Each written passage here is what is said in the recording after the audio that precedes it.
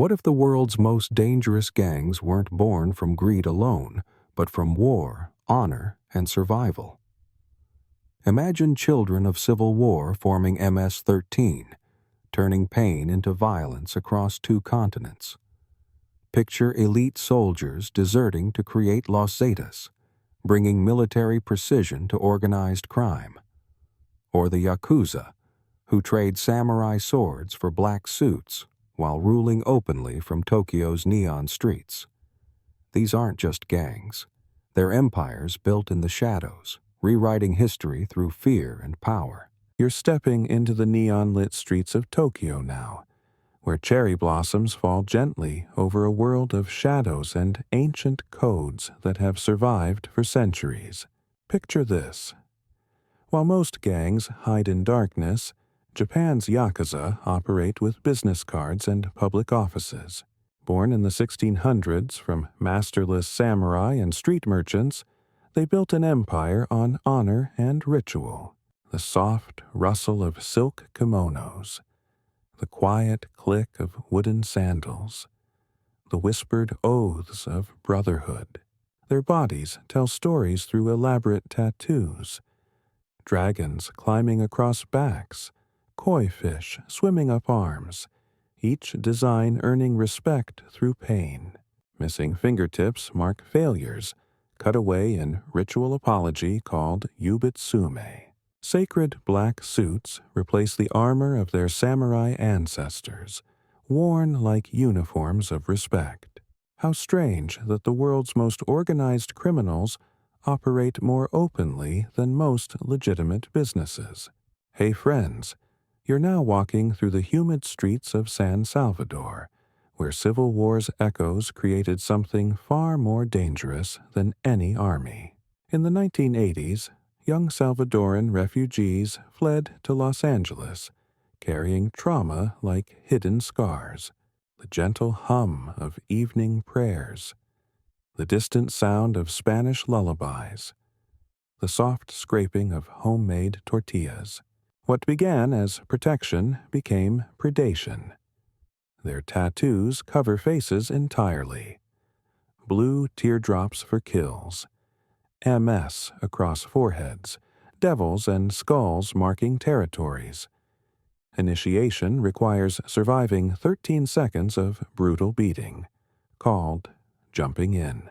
Blue and white bandanas honor El Salvador's flag, worn as sacred cloth. They carved fear across 2 continents, yet most members were children seeking family they'd lost to war. Don't forget to subscribe if you're enjoying this gentle journey through history's shadows. What creates monsters, circumstances, or choices? You're floating down the Pearl River now, where ancient ceremonies and blood oaths created brotherhoods that outlasted dynasties and revolutions. Born in 1760s China to overthrow the Qing dynasty, Triads began as patriots fighting foreign rule. The soft whisper of silk fans, the gentle clink of jade ornaments, the hushed recitation of sacred numbers. Their world revolves around numerology. 36 oaths, 21 ranks, coded in combinations of 3. Ritual scars mark initiations.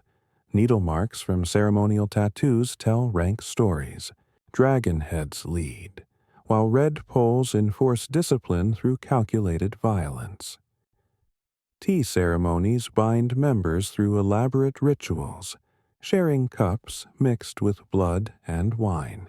Golden dragons embroidered on black silk jackets mark the highest ranks, worn only during secret gatherings. Strange how organizations born from rebellion against oppression became oppressors themselves. You're standing on a Los Angeles street corner now, where the warm California sun casts long shadows over a conflict painted entirely in primary colors. Founded in 1972 by Raymond Washington's former allies, the Bloods emerged to challenge Crip dominance through unity of smaller gangs. The gentle rustle of red bandanas, the soft shuffle of Air Jordan sneakers, the quiet solidarity of shared struggle. Everything red becomes sacred. Bandanas, shoelaces, even the direction they fold their caps. Hand signs spell out blood in complex finger positions, while CK, Crip Killer, tags mark territory. Piru Street gave them their original name, and sets spread like family trees across neighborhoods. Red star tattoos mark veterancy, 5 points representing love, truth, justice, freedom, and peace. Ironic ideals in lives built on conflict. How do symbols of peace become weapons of war? Hey friends, you're now hearing the distant rumble of Harley-Davidson engines, where post-war veterans found family in leather and chrome. Born in 1948 California from World War II bomber crews, they carried military brotherhood onto American highways. The soft purr of well-tuned engines, the gentle creak of worn leather jackets, the whispered stories shared around campfires. Their colors, the sacred three-piece back patch, can only be earned through years of loyalty. Death's head logos mark full membership, while red wings and other patches document exploits too dark for daylight. Support gear creates hierarchy. Prospect patches lead to full membership. Property of tags mark women's association. No member removes colors alive. They're buried or burned with the dead. What transforms brotherhood from healing to destruction? You're walking through snow-dusted Moscow streets now, where Soviet prison camps forged criminals into a shadow government more organized than the state itself. The Vori v. Zakone, or thieves in law, emerged from Stalin's gulags in the 1930s, creating codes stronger than communist ideology. The soft crunch of boots on snow, the gentle whisper of vodka being poured, the quiet authority of unspoken rules. Orthodox crosses tattooed upside-down mock religion, while stars on shoulders mark criminal royalty. Prison tattoos become resumes. Each symbol tells crimes committed, sentences served, ranks earned. 8 pointed stars identify Vor status, earned only through decades of criminal life.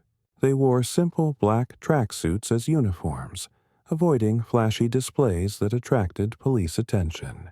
How did criminals create more discipline than soldiers? You're stepping into a dimly lit Italian restaurant now, where the aroma of garlic and tradition masks centuries of calculated violence and unwavering loyalty. Transplanted from 1860s Sicily to American shores, 5 families controlled everything from docks to politics through codes of silence older than nations. The soft clink of wine glasses, the gentle folding of Sunday newspapers, the whispered conversations in ancestral dialects. Omerta demanded silence unto death, while made men swore oaths over burning saint cards. Pinky rings marked membership, while specific tie knots and handshakes identified family allegiance. They dressed in expensive suits as armor of respectability, preferring quiet influence over flashy displays. Blood relatives mixed with chosen family, creating bonds stronger than law. What makes some criminals into legends while others become forgotten footnotes? You're walking through 1970s South Central Los Angeles now, where teenage dreams of protection evolved into America's largest street gang empire. Founded in 1969 by Raymond Washington and Stanley Williams, the Crips began as neighborhood guardians against rising violence. The soft whisper of blue bandanas in evening breeze, the gentle bounce of low-rider suspensions, the quiet solidarity of shared territories. Blue becomes sacred. Clothing, cars, even house paint declares allegiance. Ice-walking dance steps spell their name in foot movements, while 6 pointed stars mark veterancy in tattoos. Hand signs form C shapes, and members flag bandanas from specific pockets. Their rivalry with Bloods painted Los Angeles in primary colors, creating wars that lasted generations across hundreds of neighborhood sets. How do protectors become predators when society fails to protect the protectors? You're standing in 1980s Kingston now, where political violence and drug money created some of the most feared criminal organizations in the Western Hemisphere. Born from Jamaica's politically divided ghettos, posses brought island warfare to American cities through crack cocaine distribution. The soft rhythm of reggae music, the gentle rustle of palm fronds, the whispered discussions in thick patois. Dreadlocks became their signature, while red, gold, and green colors honored Rastafarian beliefs mixed with criminal enterprise. AK-47s and MAC-10s replaced traditional pistols, while ranking systems mimicked military hierarchy. Gold teeth marked success, while ritual scarification identified specific posses. They wore designer tracksuits as uniforms of success, displaying wealth as power. What happens when political rebellion transforms into criminal enterprise? Hey friends, if you love this gentle journey through history's shadows, don't forget to subscribe. You're now walking through California's prison yards, where Chicano inmates created order through organized violence. Founded in 1957 at Duell Vocational Institution, 13 Mexican-American inmates formed La AIM to protect themselves from other prison gangs.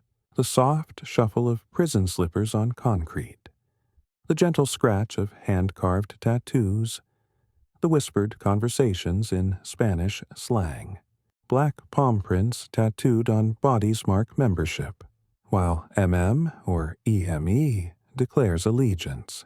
They control Latino street gangs through taxation systems, demanding tribute from neighborhood dealers. Ritual killings mark advancement, while blood oaths bind members beyond prison walls into lifetime service. How does survival in captivity become control over freedom? You're walking through the olive groves of southern Italy now, where ancient family bonds created Europe's most powerful criminal organization, hidden in plain sight. Born in 1860s Calabria from feudal traditions and poverty, the 'Ndrangheta built power through blood ties stronger than business partnerships. The soft rustle of olive branches, the gentle bleating of mountain goats, the whispered conversations in ancient dialects. Unlike other mafias, they never broke family structure. Fathers pass leadership to sons, creating unbreakable loyalty chains. Their ndrine, family cells, operate independently while sharing profits upward. Simple gold chains and religious medals mark membership, avoiding flashy displays. They control Europe's cocaine trade worth billions, yet most members dress like farmers. Blood relationships prevent infiltration that destroyed other organizations. How do the world's most successful criminals hide behind Sunday family dinners? You're hearing the distant roar of modified Harleys now, where East Los Angeles gave birth to the Hell's Angels' most dangerous enemies. Founded in 1969 by Hispanic bikers excluded from white motorcycle clubs, the Mongols built their reputation on fearless confrontation with established outlaw groups. The soft purr of well-tuned engines, the gentle creak of leather patches, the whispered planning of territorial expansion. Their center patch displays Genghis Khan riding a chopped motorcycle, earning through violent initiation and absolute loyalty. Green and white colors honor their Mexican heritage, while Mongols forever, forever Mongols patches declare lifetime commitment. They pioneered recruitment from street gangs, creating hybrid warrior culture, mixing biker tradition with urban violence. Support gear includes property of Mongols patches for women, and prospect rockers for candidates. What happens when exclusion breeds organizations more dangerous than those that rejected them? You're riding through 1960s Texas highways now, where oil workers and Vietnam veterans created America's second-largest outlaw motorcycle club through brotherhood and rebellion. Founded in 1966 by Donald Chambers in San Leon, Texas, Bandidos attracted blue-collar workers seeking family bonds stronger than blood. The soft whistle of desert wind, the gentle clink of beer bottles around campfires, the quiet recitation of club mottos. Their fat Mexican logo honors founder's nickname, while red and gold colors mark chapters worldwide. Three-piece back patches follow outlaw tradition. Top rocker shows Bandidos, center patch displays logo, bottom rocker identifies chapter location. Prospects earn colors through year-long testing of loyalty and courage. "We are the people our parents warned us about," became their motto, worn proudly on support T-shirts. How do working-class rebels become international criminal organizations? You're walking through San Quentin's corridors in 1966 now, where political ideology and criminal necessity merged into one of America's most disciplined prison gangs. Founded by George Jackson and W.L. Nolan, BGF began as Black Panther Prison Extension, fighting racial oppression through organized resistance. The soft echo of cell doors, the gentle scratch of clandestine tattoos, the whispered discussions of revolutionary theory. Dragon tattoos climbing around crossed machetes mark membership, while BGF letters declare allegiance to both criminal enterprise and political struggle. They established blood in, blood out policies requiring violence for entry and forbidding retirement. Military-style ranking systems organize members from soldiers to generals. Black berets and leather jackets served as unofficial uniforms during meetings, symbolizing revolutionary heritage. When does political resistance become criminal enterprise? Your hearing engines echo through 1930s Chicago now, where the Great Depression forged working men into outlaws who wore rejection as a badge of honor. Founded in 1935 at Matilda's Bar outside Chicago, the Outlaws became one of the Big Four outlaw motorcycle clubs through decades of territorial expansion. The soft rumble of vintage Harleys, the gentle creak of worn leather jackets, the whispered stories of highway adventures.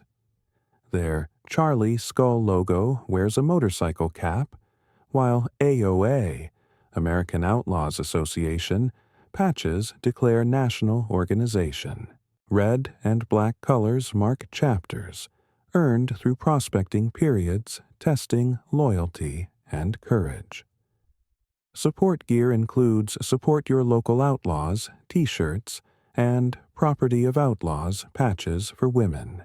They pioneered the three-piece patch system copied by outlaw clubs worldwide. How did weekend motorcycle enthusiasts become international criminal organizations?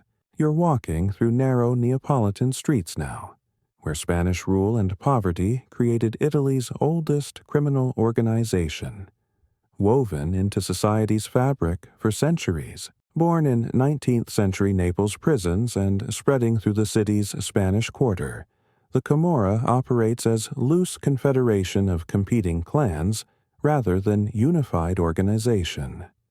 The soft splash of fishing boats, the gentle call of street vendors, the whispered negotiations in crowded markets. Unlike hierarchical mafias, Camorra clans fight each other as much as authorities, creating constant warfare. Tattoos often include religious symbols mixed with criminal imagery. Madonna figures protecting drug dealers, saints blessing violent enterprises. They wear expensive designer clothing as status symbols, preferring Italian fashion brands. Gold chains and rings display wealth, while specific tie knots identify clan affiliation during important meetings. How does organized crime survive? By staying deliberately disorganized.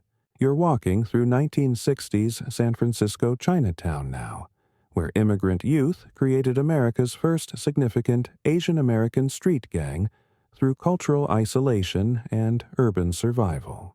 Founded by Chinese American teenagers excluded from mainstream society, Hua Qing, Chinese youth, controlled gambling, protection rackets, and heroin distribution in major Chinatowns. The soft chatter of mahjong tiles, the gentle sizzle of street food vendors, the whispered conversations mixing English and Cantonese. Red bandanas honored Chinese tradition, while dragon tattoos marked veteran members. They developed hand signs spelling Chinese characters, creating secret communication systems. Gold chains with jade pendants displayed both wealth and cultural pride. Black leather jackets became their uniform, often decorated with Chinese characters meaning loyalty or brotherhood. Initiation required surviving group beatings, while reciting ancient Chinese poems about honor. How do immigrants' children navigate between Old World traditions and New World survival? You're riding through 1950s Maryland countryside now, where post-war restlessness and industrial decline created the East Coast's most violent outlaw motorcycle club. Founded in 1959 by Lou Dobkin in Prince George's County, the Pagans built reputation through confrontations with Hell's Angels and control of methamphetamine distribution networks. The soft roar of modified engines, the gentle rustle of denim vests, the quiet authority of unwritten codes. Their Surtur logo depicts Norse fire giant surrounded by flames, representing destruction and rebirth.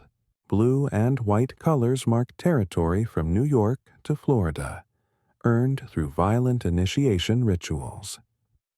Pagan patches require full membership, while prospect rockers mark candidates enduring year-long testing.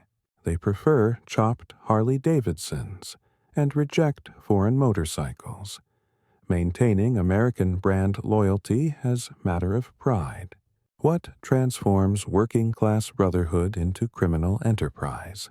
You're walking through 1940s Chicago's Humboldt Park now, where Puerto Rican immigrants created one of America's largest and oldest Hispanic gangs through cultural pride and urban necessity. Founded by Papa King and Papa Bloodshed to protect Puerto Rican youth from other gangs, Latin Kings evolved from neighborhood defenders into international criminal organization. The soft rhythm of salsa music, the gentle flutter of Puerto Rican flags, the whispered recitations of gang prayers. 5 pointed crowns tattoo their bodies, representing love, honor, obedience, sacrifice, and righteousness. Gold and black colors honor their heritage, while specific hand signs form crown shapes. Sacred constitutions govern behavior through detailed codes, mixing street law with quasi-religious ceremony. Yellow and black beads worn as jewelry identify membership levels, while crown pendants mark leadership positions. How do protectors become predators while maintaining ideals of protection? Hey friends, if you're enjoying this gentle journey through history's shadows, don't forget to subscribe. You're now stepping into 1950s Chicago's West Side, where teenage friends created one of America's first structured street gangs. Founded in 1958 at Illinois State Training School by Edward Perry and Bobby Gore, Vice Lords began as social club for incarcerated youth seeking brotherhood and protection. The soft shuffle of gym shoes on concrete, the gentle bounce of basketball games, the whispered discussions of neighborhood politics. Red and black colors represent blood and night, while top hats and canes symbolize sophistication. Their CVL, conservative vice lords, incorporated legal business ventures, attempting legitimacy through community programs. Pyramid tattoos show hierarchy, while playing card symbols mark different sets. They wore formal suits to meetings, preferring dignified appearance over street casual. Pyramid tattoos show hierarchy, while playing card symbols mark different sets. How do childhood friendships evolve into criminal empires spanning generations? You're walking through 1940s Hong Kong's narrow alleys now, where post-war chaos and opium trade created one of the world's largest criminal organizations through ancient Chinese traditions. Founded by Kot Siu Wang, a Kuomintang general fleeing communist China, 14K grew from political refugees into international drug trafficking empire. The soft click of mahjong tiles, the gentle hiss of street food stalls, the whispered negotiations in Cantonese dialects. Their name honors the address where they first met, 14 Po Hua Road. Dragon and phoenix tattoos mark senior members, while specific number combinations identify rank within the organization. Gold chains with jade pendants display wealth and cultural heritage. Red envelopes containing money seal business agreements and settle disputes. They wear expensive Western suits during formal meetings, blending modern business appearance with ancient Chinese customs. How do political refugees transform into criminal empires spanning continents? You're standing in 1960s London's East End now, where economic decline and cultural change forged a youth movement that would spread across the world in unexpected directions. Born from Jamaican rude boy culture mixed with British working-class pride, original skinheads celebrated multiculturalism before being hijacked by extremist politics. The soft scratch of vinyl records, the gentle thud of steel-toed boots, the rhythmic chants of football terraces. Shaved heads, braces, and Ben Sherman shirts became their uniform, while two-tone music provided the soundtrack. Doc Martens boots in specific colors identified different factions. Red laces for communist skinheads, white for racists, black for traditional non-political skins. Fred Perry polo shirts and Harrington jackets marked authentic skinhead culture. Many wore sharp, skinheads against racial prejudice, patches to distinguish themselves from racist imposters. How does working-class solidarity become distorted into hatred? You're walking through 1990s northeastern Mexico now, where elite soldiers became the most technologically advanced criminal organization in the Western Hemisphere. Founded by Arturo Guzman de Sena and 30 other Mexican Special Forces deserters, Los Zetas brought military precision to drug trafficking and territorial control. The soft whisper of radio communications, the gentle hum of surveillance equipment, the quiet efficiency of tactical operations. Zen tattoos mark membership, while specific military unit numbers identify original founding members. They pioneered use of encrypted communications, armored vehicles, and coordinated attacks against rivals and government forces. Black tactical gear became their signature, preferring military-style clothing over flashy narco fashion. Their training camps taught recruits military tactics, weapons handling, and intelligence-gathering techniques borrowed from counterinsurgency operations. What happens when a nation's protectors become its greatest threat? You're walking through 19th century Sicily's lemon groves now, where feudalism's collapse and Italian unification created the template for organized crime that would spread worldwide. born in 1860s Western Sicily from estate guards and rural police. The mafia filled power vacuum left by feudal systems' destruction. The soft rustle of citrus leaves, the gentle bleating of mountain sheep, the whispered conversations in ancient dialects. Omerta demanded silence unto death, while men of honor swore oaths over burning saint cards mixed with blood. Lupara shotguns became signature weapons, while cupola caps identified members in public. They wore simple black suits as uniforms of respect, avoiding flashy displays that attracted attention.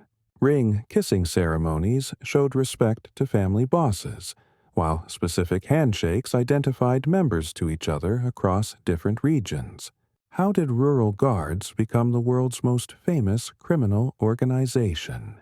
You're hearing motorcycle engines echo through 1960s Perth now, where American outlaw culture merged with Australian frontier spirit to create the Southern Hemisphere's most notorious biker gang. Founded by former military personnel inspired by American outlaw motorcycle clubs, Gypsy Jokers established Australia's first true 1% motorcycle club through violent territorial expansion. The soft rumble of Harley-Davidson engines, the gentle creak of leather patches, the whispered stories around desert campfires. Their jester logo displays a grinning skull wearing a medieval fool's cap, representing death laughing at authority. Red and white colors mark chapters across Australia, earned through prospecting periods, testing loyalty and courage. Support gear includes GFGJ, God Forgives Gypsy Jokers, patches, and Property of Gypsy Jokers clothing for women.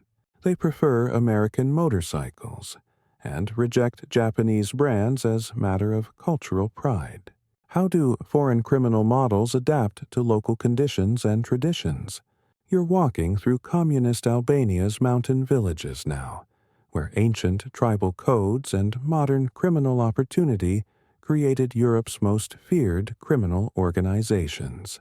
Born from Kanun, traditional law system mixing with post-communist chaos, Albanian organized crime groups built international networks through clan loyalty and blood oaths.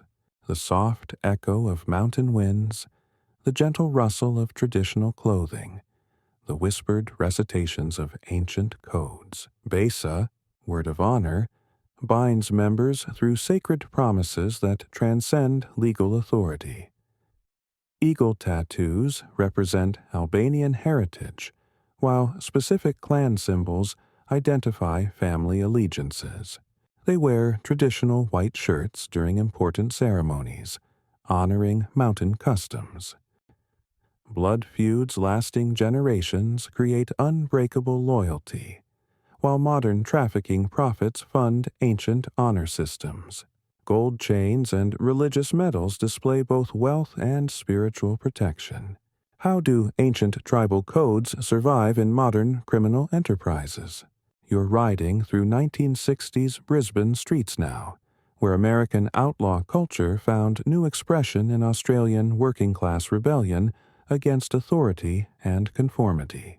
Founded by Alex Vella and other motorcycle enthusiasts seeking brotherhood beyond family ties, Rebels grew into Australia's largest outlaw motorcycle club through expansion and absorption of smaller groups. The soft purr of modified engines, the gentle thud of heavy boots, the quiet solidarity of shared values. Their Confederate flag logo honors American outlaw tradition, while declaring independence from mainstream society. Blue and white colors mark chapters across Australia and internationally, earned through rigorous prospecting, proving dedication and reliability. Support merchandise includes support your local Rebels clothing and patches identifying different membership levels. They maintain strict codes governing behavior, business dealings, and respect for club hierarchy. What draws working men to create families bound by choice rather than blood? You're walking through 1960s Chicago's South Side now, where Larry Hoover transformed street gang warfare into corporate structure governing thousands of members across multiple states. Founded through merger of black disciples and supreme gangsters, GD became one of America's largest and most organized street gangs through systematic expansion and business principles. The soft shuffle of sneakers on concrete, the gentle scratch of graffiti tags, the whispered recitations of gang literature. 6 pointed stars represent growth and development, their legitimate-sounding philosophy masking criminal enterprise. GD tattoos mark membership, while pitchforks pointing up identify allegiance. They developed detailed constitutions governing behavior, punishment, and advancement through organizational ranks.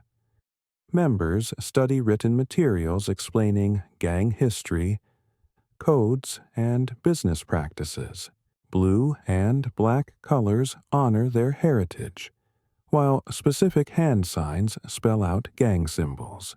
How do street gangs evolve into corporate structures while maintaining criminal purposes? You're stepping into 1880s New York's Little Italy now, where Sicilian immigrants brought old world traditions to new world opportunities, creating one of America's 5 founding mafia families. Founded by Giuseppe Bonanno and fellow Sicilian immigrants, the family maintained traditional mafia structure longer than other New York families before FBI infiltration exposed their secrets. The soft clink of wine glasses, the gentle aroma of Italian cooking, the whispered conversations mixing English and Sicilian. Made men swore oaths of silence over burning saint cards, while soldiers earned their positions through proven loyalty and criminal capability. They wore expensive suits as armor of respectability, preferring quiet influence over flashy displays. Pinky rings marked membership, while specific tie knots and handshakes identified family allegiance during meetings. Sunday family dinners mixed legitimate relatives with chosen criminal family members. How do old world traditions adapt to new world criminal opportunities? You're walking through early 1900s Greenwich Village now, where Vito Genovese built America's most secretive and longest-lasting mafia family through discipline and strategic invisibility. Founded by Giuseppe Morello and refined by Vito Genovese, this family pioneered the boss of bosses concept while maintaining strict operational security that confounded law enforcement for decades. The soft whisper of expensive fabric, the gentle clink of coffee cups, the quiet authority of unspoken commands. They perfected the practice of front bosses and street bosses to protect actual leadership from prosecution. Made members received gold pinky rings during induction ceremonies, while specific code words identified family business in public conversations. They preferred conservative business suits and avoided flashy jewelry that attracted attention. Windows, meetings, occurred in carefully chosen locations, while administration, leadership, remained deliberately vague to outsiders. How do criminal organizations survive by becoming invisible in plain sight? You're riding through 1960s Colorado mountain passes now, where altitude and isolation forged one of America's most secretive outlaw motorcycle clubs through brotherhood and silence.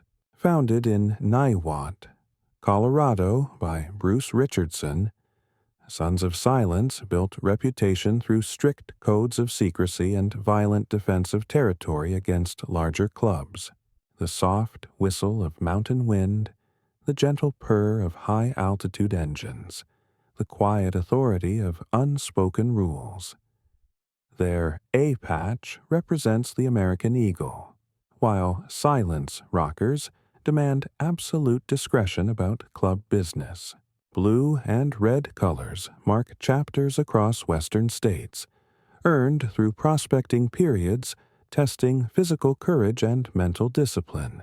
Support gear includes Property of Sons of Silence, patches for women, and AFA, Angels Forever, Forever Angels, showing respect to Hell's Angels. They prefer American motorcycles and maintain alliance with larger outlaw clubs through careful diplomacy.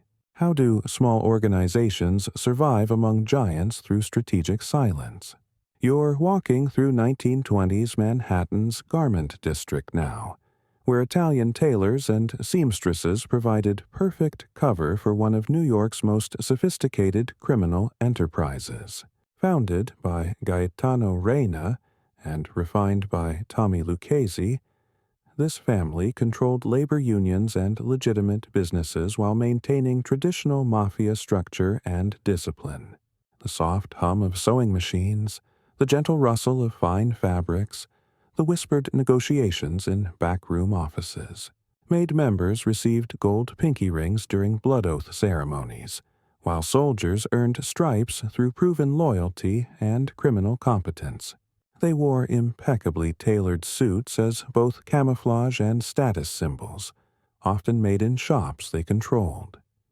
Specific lapel styles and tie patterns identified family members during public gatherings. Sunday dinner invitations mixed family blood with criminal brotherhood, creating bonds stronger than business partnerships. How do criminals hide in plain sight by controlling the very industries that clothe society? You're walking through 1980s Nairobi's slums now, where ancient Kikuyu traditions merged with modern urban warfare to create East Africa's most feared criminal political organization. Founded by Maina Njenga as cultural revival movement, Mungiki grew from traditional ceremonies into violent criminal enterprise controlling transportation and informal settlements. The soft chanting of traditional prayers, the gentle rattle of ceremonial beads, the whispered discussions in native languages. Dreadlocks and traditional dress mark membership, while specific scarification identifies rank within the organization. They perform female circumcision and oath-taking ceremonies, mixing ancient rituals with modern criminal purposes. Members wear simple cotton clothing during ceremonies, avoiding Western dress that contradicts traditional values. Machetes and clubs serve as signature weapons, while elaborate initiation rites bond members through shared blood oaths and spiritual transformation. How do traditional cultures adapt ancient practices for modern criminal purposes? You're walking through 1970s Rio de Janeiro's favelas now, where political prisoners and common criminals forged South America's most influential drug trafficking organization through revolutionary ideology. Founded in Cândido Mendes prison by leftist political prisoners and bank robbers, Red Command brought military organization to drug trafficking while maintaining quasi-revolutionary rhetoric. The soft rhythm of samba music, the gentle rustle of palm fronds, the whispered discussions mixing Portuguese and slang. CV tattoos mark membership, while specific number codes identify rank and criminal specialty. Red bandanas honor their revolutionary heritage, while gold chains display wealth from drug profits. They established laws of the favela governing behavior in slum communities, mixing criminal enterprise with social control. Members study written commandments governing loyalty, respect, and business practices within the organization. How do political ideologies transform into criminal enterprises while maintaining original rhetoric? You're standing in 1990s New York's Rikers Island now, where West Coast gang culture adapted to East Coast prison conditions, creating a new branch of America's Blood Brotherhood. Founded by Omar Porti and Leonard Mackenzie to protect West Coast Bloods imprisoned on the East Coast, UBN developed distinct identity while maintaining connection to original blood ideology. The soft echo of prison corridors, the gentle scratch of improvised tattoos, the whispered recitations of blood knowledge. Five-pointed crowns and UBN tattoos mark membership, while specific hand signs identify different sets within the nation. Red clothing and accessories declare allegiance, while 31 represents UBN's founding date. They developed detailed literature governing behavior, criminal enterprise, and punishment for rule violations. Members study Blood Book, containing history, codes, and organizational structure during incarceration. How do established gang cultures adapt when transplanted to new environments? You're walking through 1990s Sao Paulo's overcrowded prisons now, where Brazilian inmates created South America's most powerful prison gang through unity and organized resistance. Founded in Taubaté prison by 8 inmates led by Marcos Williams, Herbas Camacho, PCC grew from prison protection into criminal empire controlling drug trafficking across Brazil. The soft murmur of Portuguese prayers, the gentle scratch of homemade tattoos, the quiet solidarity of shared suffering. PCC tattoos mark membership, while specific numerical codes identify rank and criminal responsibility. They established Statute of PCC governing member behavior, business practices, and punishment for rule violations. Members wear simple prison clothing during formal meetings, avoiding displays of individual wealth that contradict collective ideology. Gold chains and religious medals display both success and spiritual protection during operations outside prison walls. How do prison survival mechanisms evolve into criminal empires spanning entire nations? You're walking through 1980s Fresno's barrios now, where Mexican-American youth created California's most independent Hispanic gang through rejection of both norteño and sureño alliances.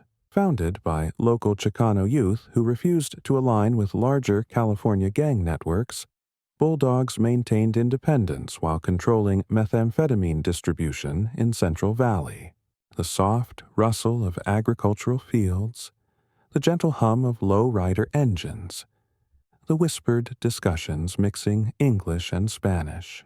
Bulldog face tattoos mark membership, while red bandanas declare independence from traditional blue-red California gang divisions. They developed unique hand signs and graffiti styles, distinguishing them from norteño and sureño gangs. Members wear red clothing but reject traditional Hispanic gang alliances, creating distinct identity rooted in local geography and agricultural heritage rather than regional prison politics. How do local gangs maintain independence when surrounded by larger criminal organizations?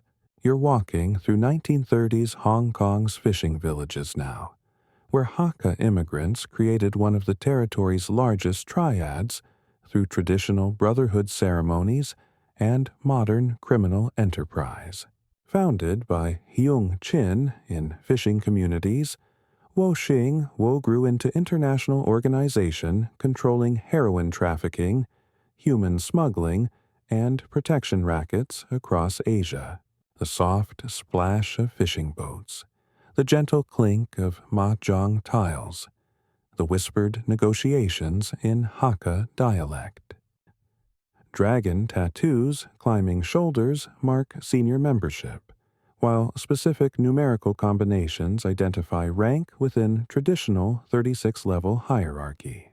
They perform elaborate initiation ceremonies involving blood oaths, burning incense, and recitation of ancient poems about loyalty and brotherhood.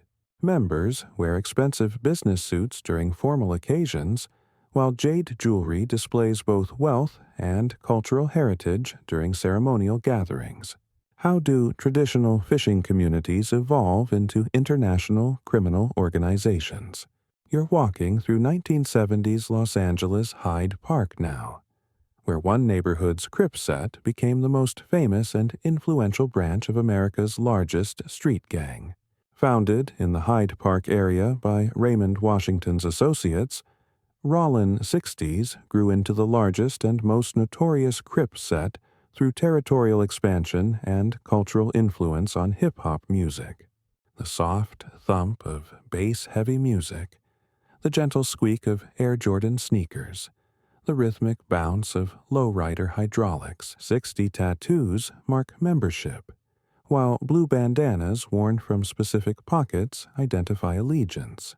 They developed elaborate hand signs spelling 60 and Crip, while specific clothing styles influenced fashion trends beyond gang culture. Members study Crip knowledge including history, codes, and organizational structure passed down through generations of street veterans.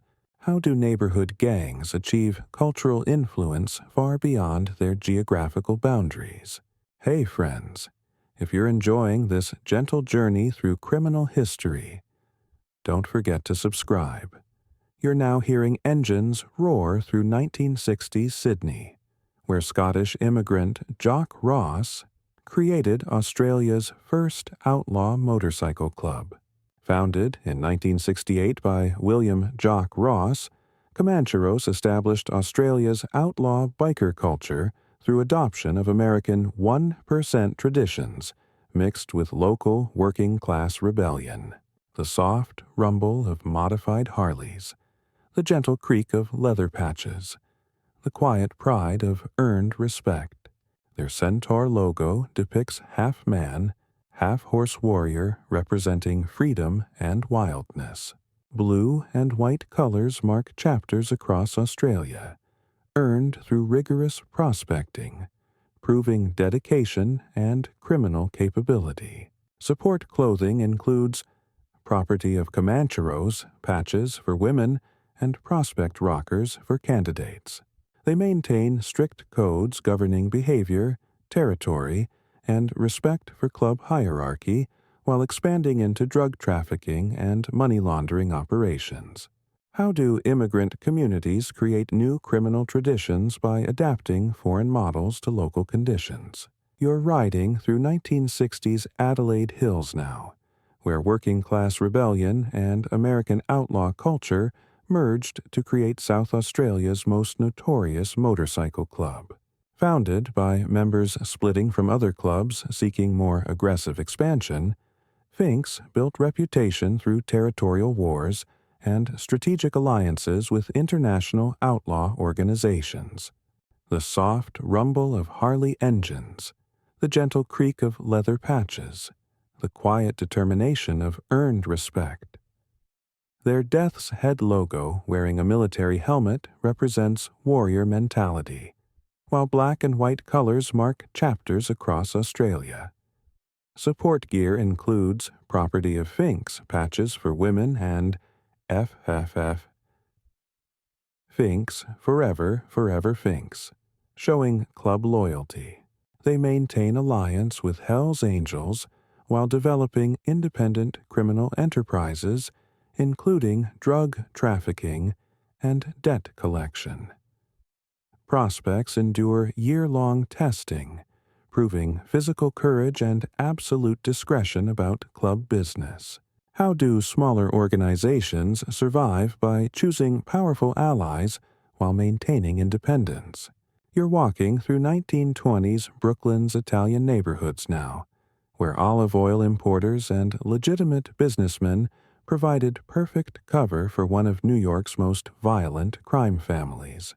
Founded by Giuseppe Profaci and later led by Joseph Colombo, this family mixed traditional Sicilian methods with modern American business practices while maintaining strict old-world discipline.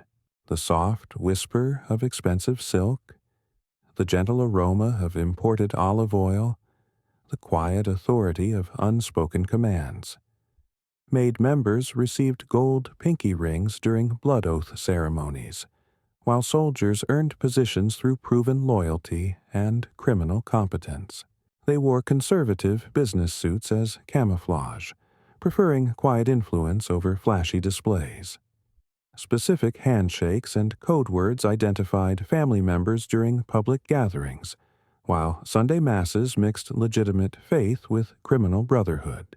Family dinners included both blood relatives and chosen criminal family members. How do legitimate businesses become fronts for criminal empires while maintaining public respectability? You're walking through 1990s Amsterdam's multicultural neighborhoods now, where Indonesian immigrants created Europe's most international outlaw motorcycle club through cultural pride and criminal enterprise. Founded by Dutch-Indonesian bikers seeking identity beyond traditional European clubs, Satudara expanded across multiple continents while maintaining Indonesian cultural elements. The soft chant of traditional prayers, the gentle rustle of tropical fabrics, the whispered discussions mixing Dutch and Indonesian languages. Their name means one blood in Indonesian, while red and white colors honor Indonesia's flag. Dragon tattoos mixed with Indonesian symbols mark membership, while specific cultural ceremonies bond members through shared heritage. They wear traditional Indonesian clothing during cultural ceremonies, mixing ancient rituals with modern criminal purposes. Support patches include Indonesian phrases and symbols connecting members to ancestral homeland. How do immigrant communities create new criminal organizations while honoring traditional cultures? You're walking through 1940s Chicago's Puerto Rican neighborhoods now, where cultural pride and urban survival created one of America's oldest and largest Hispanic gangs with complex royal hierarchy. Founded to protect Puerto Rican immigrants from other gangs, ALKQN evolved into international organization mixing street gang culture with quasi-political activism and detailed constitutional governance. The soft rhythm of Latin music, the gentle flutter of Puerto Rican flags, the whispered recitations of gang prayers and pledges. 5-pointed crowns tattoo their bodies representing love, honor, obedience, sacrifice, and righteousness. Gold and black colors honor their heritage, while specific hand signs form crown shapes during greetings. They study detailed constitutions governing behavior, advancement, and punishment within the organization. Yellow and black beads worn as jewelry identify membership levels, while crown pendants mark leadership positions in local chapters. How do protection organizations evolve into complex quasi-governmental structures with royal symbolism? You're hearing engines roar through 1970s Perth suburbs now, where Australian working-class rebellion adopted American outlaw culture to create Western Australia's most feared motorcycle club. Founded by former military personnel and industrial workers seeking brotherhood beyond family ties, Coffin Cheaters built reputation through violent territorial defense and strategic criminal enterprises. The soft purr of modified engines, the gentle creak of leather vests, the quiet solidarity of shared values. Their coffin logo with wings represents death and freedom, while red and black colors mark chapters across Australia. Support clothing includes Support Your Local Coffin Cheaters merchandise and patches identifying different membership levels. They maintain strict codes governing behavior, criminal enterprise, and respect for club hierarchy while expanding into drug trafficking and debt collection operations. Prospects endure rigorous testing, proving loyalty and capability before earning full membership.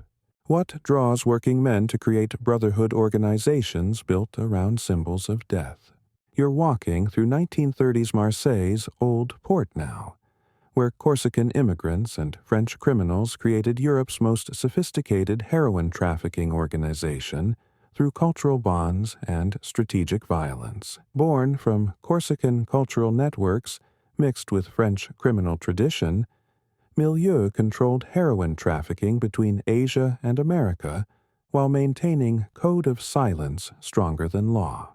The soft splash of Mediterranean waves, the gentle clink of pastis glasses, the whispered conversations in Corsican dialect. They wore expensive French suits as uniforms of respectability, avoiding flashy displays that attracted police attention. Corsican honor codes governed behavior, while blood feuds lasting generations created unbreakable loyalty bonds. Gold watches and wedding rings displayed both success and cultural heritage during business meetings. Family connections mixed with criminal partnerships, creating networks spanning multiple generations and continents. How do cultural honor codes adapt to international criminal enterprises? You're walking through 1970s California prison yards now, where Texas inmates created one of America's most disciplined prison gangs through military-style organization and regional pride. Founded by Texas inmates in California prisons to protect themselves from established prison gangs, TS built reputation through strict military hierarchy and calculated violence. The soft echo of steel doors, the gentle scratch of improvised tattoos, the whispered discussions of survival strategies. TS tattoos mark membership, while specific symbols identify rank within military-style organizational structure. They established detailed constitutions governing member behavior, criminal enterprise, and punishment for rule violations. Members study written materials explaining gang history, codes, and business practices during incarceration. Gold chains and religious medals display both success and spiritual protection during operations outside prison walls. How do regional identities become sources of strength in hostile environments? You're riding through 1960s Canadian wilderness now, where harsh climate and frontier spirit created one of North America's most northern outlaw motorcycle clubs.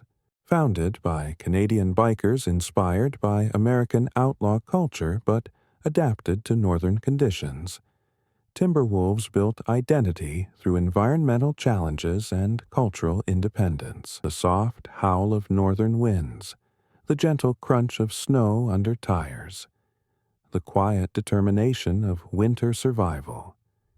Their wolf logo represents pack loyalty and wilderness survival, while green and black colors honor Canadian forest heritage. Support gear includes property of Timberwolves patches and Canadian flag symbols mixed with outlaw imagery. They developed unique winter riding gear and modified motorcycles for harsh weather conditions. Prospects prove themselves through both criminal capability and survival skills in extreme northern environments. How do environmental conditions shape criminal organizations' culture and identity? You're standing in 1970s Chicago streets now, where competing gangs created the largest gang alliance in American history through shared symbols and mutual protection agreements. Founded through alliance between vice lords, Latin kings, and other gangs opposing Folk Nation, People Nation created umbrella organization governing hundreds of sets across multiple states. The soft shuffle of sneakers on concrete, the gentle bounce of low-rider hydraulics, the whispered negotiations between rival leaders. 5 pointed stars and crowns represent their alliance, while specific colors identify member gangs within the larger nation. Left side clothing orientation distinguishes them from Folk Nation rivals, while detailed hand signs communicate allegiance during public encounters. They developed shared literature governing intergang relations, territory disputes, and business practices across alliance members. How do rival gangs overcome competition to create cooperative criminal enterprises? You're hearing engines thunder across 1960s Australian highways now, where working-class rebellion and American outlaw culture created the Southern Hemisphere's largest motorcycle club. Founded by Alex Vella and motorcycle enthusiasts seeking brotherhood beyond blood family, Rebels grew into Australia's largest outlaw club through systematic expansion and absorption of smaller groups. The soft rumble of modified Harleys, the gentle thud of heavy boots, the quiet pride of earned respect. Their Confederate flag logo honors American outlaw tradition while declaring independence from mainstream society. Blue and white colors mark chapters across Australia and internationally, earned through rigorous prospecting, proving dedication and reliability. Support merchandise includes patches identifying different membership levels and Property of Rebels clothing for women. They maintain strict codes governing behavior, territory, and criminal enterprise, while expanding into international drug trafficking operations. How do foreign criminal models adapt to local conditions while maintaining original symbolism? You're walking through 1950s South Central Los Angeles now, where Mexican-American families created one of California's most enduring Hispanic gangs through neighborhood pride and survival instinct. Founded in the Florence Firestone area by local Chicano youth, F-13 built reputation through territorial defense and strategic alliances with Mexican mafia prison organization. They developed elaborate graffiti styles and hand signs spelling their name, while specific clothing combinations identify veterancy. Members study Sureño literature explaining Southern California Hispanic gang culture, prison politics, and respect codes. Gold chains and religious medals display both success and spiritual protection during neighborhood operations. How do immigrant communities create lasting institutions through generational neighborhood loyalty? You're walking through 1950s Taipei's crowded markets now, where mainland Chinese refugees created Taiwan's largest criminal organization through business acumen and political connections. Founded by mainlander veterans fleeing communist China, Bamboo Union evolved from protection racket into legitimate business empire controlling construction, entertainment, and political influence. Dragon tattoos, climbing arms mark senior membership, while specific business cards identify rank within corporate-style hierarchy. They wear expensive business suits during formal meetings, preferring a legitimate appearance over criminal stereotypes. Gold watches and jade jewelry display wealth earned through both legal and illegal enterprises. Business dinners mix legitimate commerce with criminal planning, creating networks spanning politics and underworld. How do criminal organizations transform into legitimate business empires while maintaining underworld connections? You're walking through 1990s Maryland prison corridors now, where white supremacist ideology merged with corporate efficiency to create one of America's most disciplined prison gangs. Founded by Perry Rourke in Maryland prisons, DMI operated like a business corporation with detailed contracts, hierarchical management, and systematic violence for profit and control. The soft echo of cell doors, the gentle scratch of tattooed skin, the whispered discussions of business operations. DMI tattoos mark membership, while specific symbols identify rank within corporate-style organizational structure. They developed detailed contracts governing criminal services, debt collection, and territorial control inside and outside prison walls. Members wear simple prison clothing during formal meetings, avoiding displays that attract correctional attention. Business cards and written agreements document criminal transactions with corporate precision. How do criminal organizations adopt legitimate business models while maintaining violent purposes. You're riding through 1960s German countryside now, where American military culture and local rebellion created Europe's first significant outlaw motorcycle club. Founded near American military bases by German bikers influenced by GI outlaw culture, Hessians established European biker traditions through adoption of American 1% customs mixed with Germanic heritage. The soft purr of BMW engines, the gentle creak of leather vests, the quiet pride of earned colors. Their Hessian soldier logo honors Germanic warrior tradition, while black and red colors mark chapters across Germany. Support clothing includes German phrases mixed with outlaw imagery, connecting European heritage with American rebellion. They developed unique initiation rituals, incorporating both American outlaw traditions and Germanic brotherhood ceremonies. Prospects prove themselves through criminal capability and cultural knowledge of both American and German outlaw history. How do foreign military influences create new criminal traditions in occupied territories? You're walking through 1960s Soledad prison yards now, where Northern California Chicanos created one of America's most organized prison gangs through blood oaths and military discipline.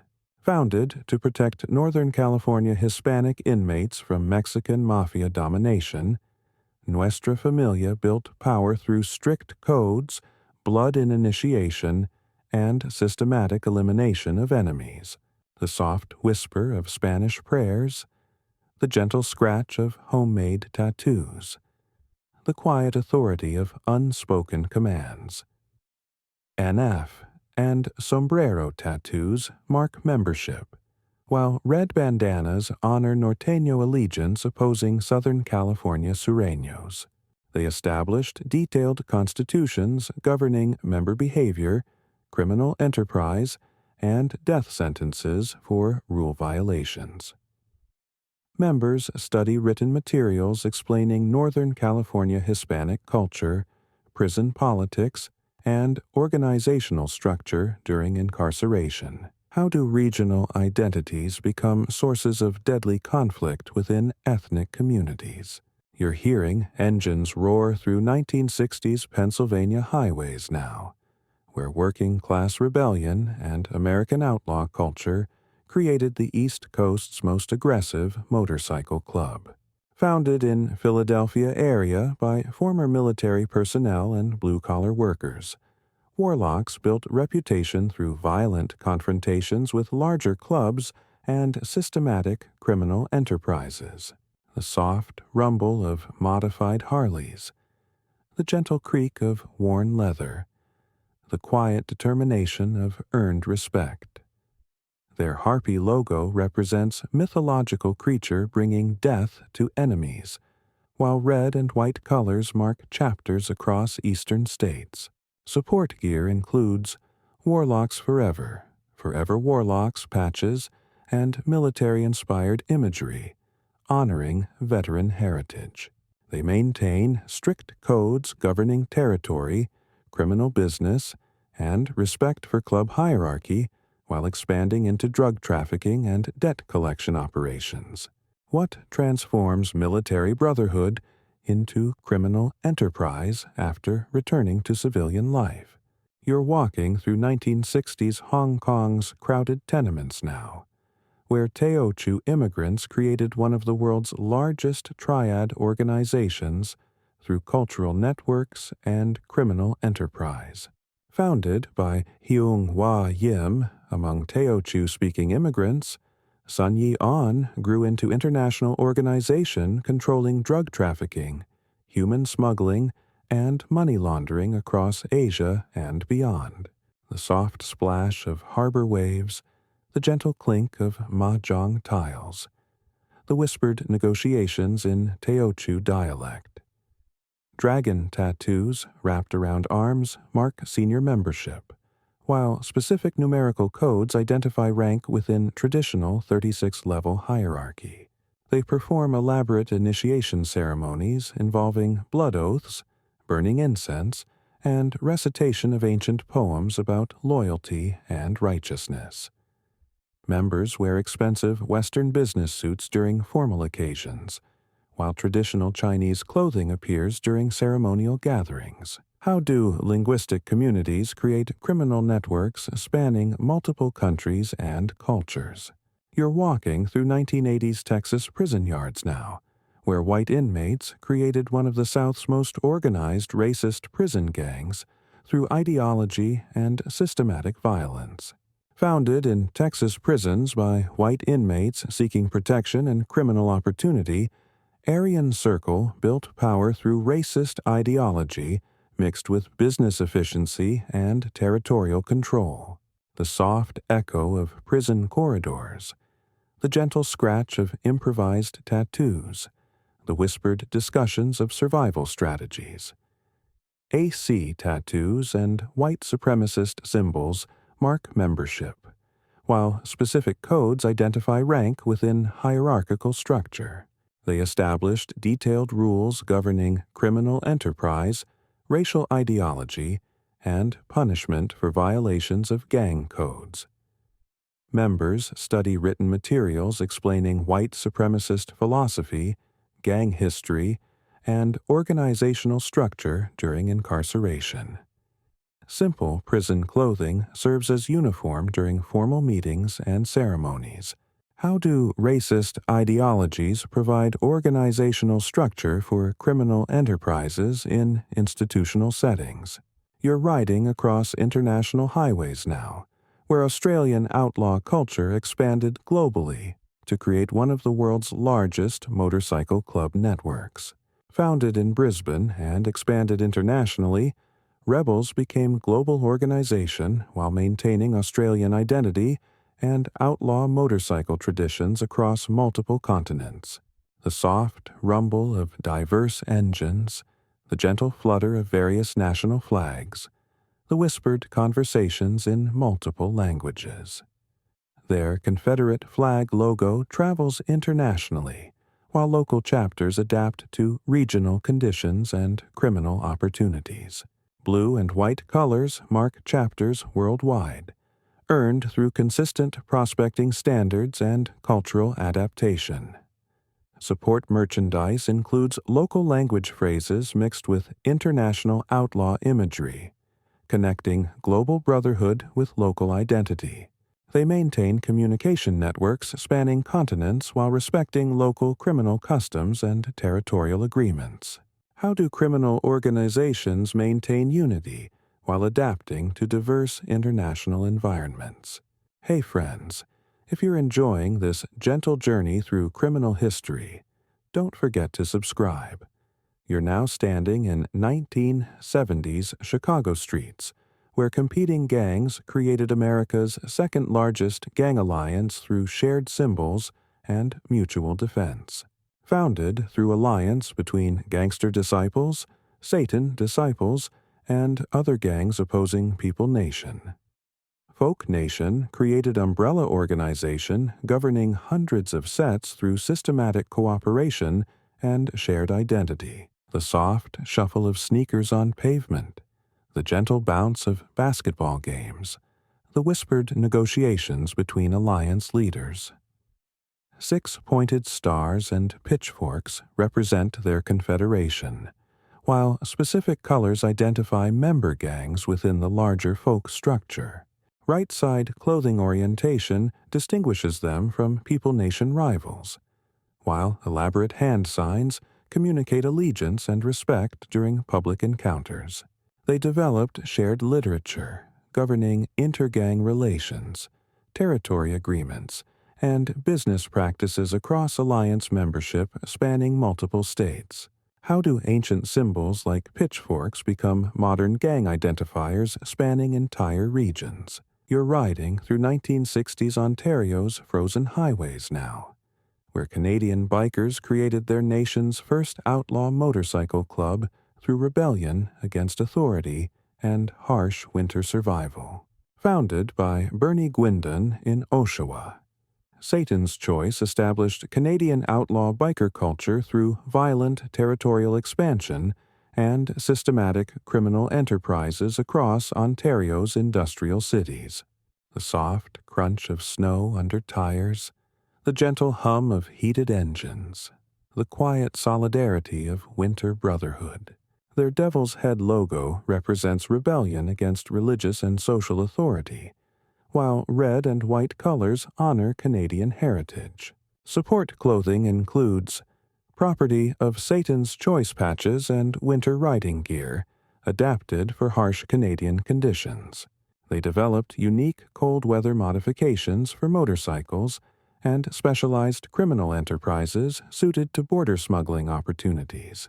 Prospects prove themselves through both criminal capability and survival skills in extreme northern climates. How do environmental challenges shape criminal organizations' identity and operational methods? You're walking through 1950s Los Angeles county jails now, where Chicano inmates created the most powerful Hispanic prison gang in America through blood oaths and systematic violence. Founded by Luis Flores and other Mexican-American inmates, La M, the M, built control over Hispanic street gangs through prison-based authority and strategic alliances with Italian-American crime families. The soft whisper of Spanish prayers, the gentle scratch of hand-carved tattoos, the quiet authority of unspoken commands. Black palm prints tattooed on bodies mark membership, while EME letters declare allegiance to the Mexican Mafia organization. They established taxation systems controlling Hispanic street gangs, demanding tribute from neighborhood drug dealers and criminal enterprises. Members study detailed codes governing behavior, business practices, and death sentences for rule violations during incarceration periods. How do ethnic minorities create power structures within institutions designed to control them? You're walking through 1960s Amsterdam's industrial districts now, where Dutch workers created one of Europe's most notorious outlaw motorcycle clubs through working-class rebellion and criminal enterprise.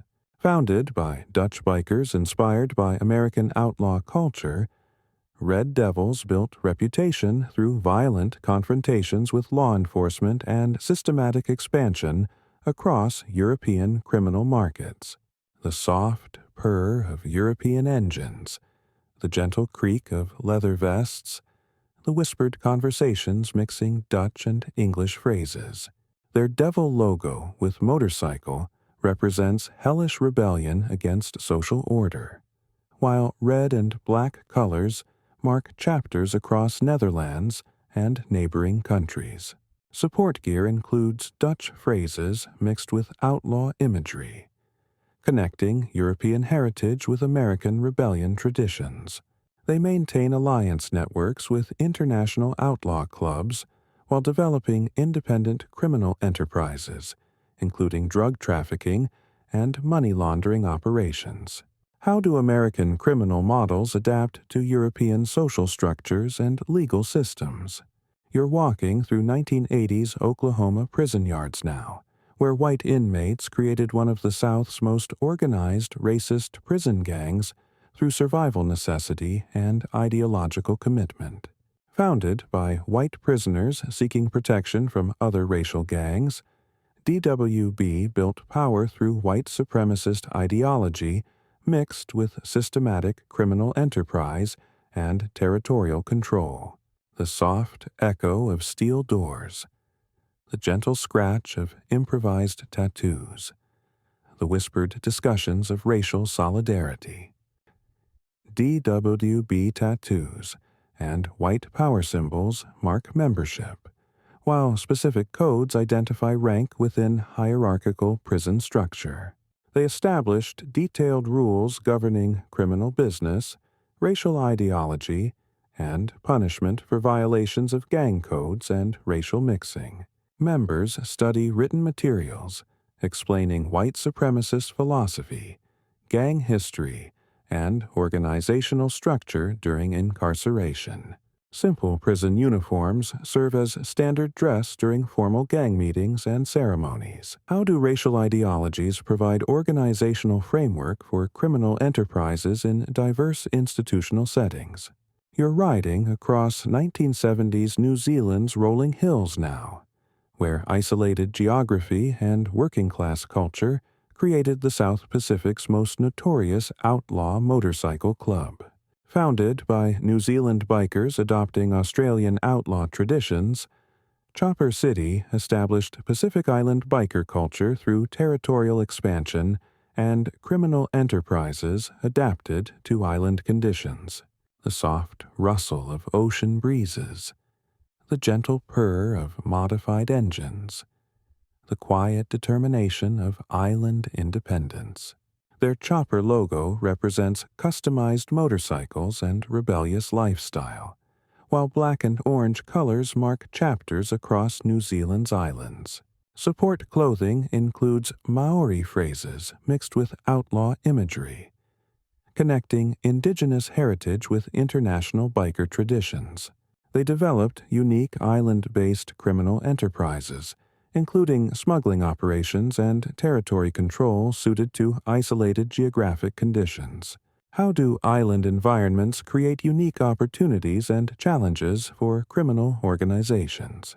You're walking through 1950s Chicago's North Side now, where white working-class youth created one of America's largest white street gangs through neighborhood pride and racial solidarity. Founded by Polish and Irish immigrants' children, Simon City Royals built identity through territorial defense against expanding Hispanic and African American gangs while maintaining white ethnic pride. The soft shuffle of work boots on concrete, the gentle clink of beer bottles, the whispered discussions of neighborhood loyalty. Crown tattoos and SCR letters mark membership, while blue and black colors represent royal heritage and working-class identity. They developed elaborate hand signs and graffiti styles, distinguishing them from other Chicago gangs, while specific clothing combinations identify veterancy and rank. Members study gang literature, explaining white ethnic history, neighborhood traditions, and organizational codes governing behavior and criminal enterprise. How do white ethnic communities create gang structures in response to demographic changes?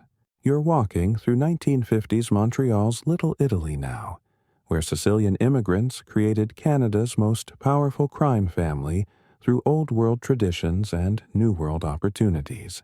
Founded by Niccolo Rizzuto and fellow Sicilian emigrants, the family controlled drug trafficking and legitimate businesses while maintaining traditional mafia structure and European criminal connections. The soft clink of espresso cups, the gentle aroma of Italian cooking, the whispered conversations mixing Italian and French. Made members received gold pinky rings during traditional blood oath ceremonies, while soldiers earned positions through proven loyalty and criminal competence. They wore expensive European suits as symbols of success, preferring understated elegance over flashy American styles. Family dinners mixed blood relatives with chosen criminal brothers, creating bonds transcending business partnerships and extending across international borders. How do traditional crime families adapt Old World methods to New World multicultural environments? You're walking through 1970s California prisons now, where white inmates created one of the West Coast's most violent racist gangs through prison survival and ideological commitment. Founded by white prisoners inspired by Hispanic lowrider culture but twisted through white supremacist ideology, NLR built power through systematic violence and drug trafficking operations. The soft scratch of tattoo needles, the gentle hum of low-rider hydraulics, the whispered discussions of racial ideology. Yen Han Halar, tattoos, and swastika symbols mark membership, while specific numeric codes identify rank within hierarchical structure. They adopted low-rider car culture while maintaining white supremacist beliefs, creating unique blend of California style and racist ideology.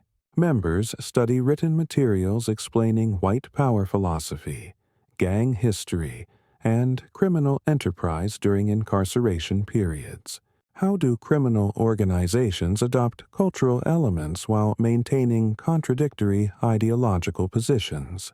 You're walking through 1960s Los Angeles's Pico Union District now, where Mexican immigrants created one of America's largest and most international street gangs through inclusivity and systematic expansion. Founded by Mexican-American youth who welcomed members regardless of ethnicity, 18th Street grew into international organization through deportation cycles and strategic territorial expansion. The soft rhythm of Spanish music, the gentle rustle of gang colors, the whispered conversations mixing multiple languages. 68 and 18 tattoos mark membership, while blue bandanas declare allegiance to Sureño Confederation. They developed inclusive recruitment policies welcoming various ethnicities, while maintaining traditional Hispanic gang structure and codes.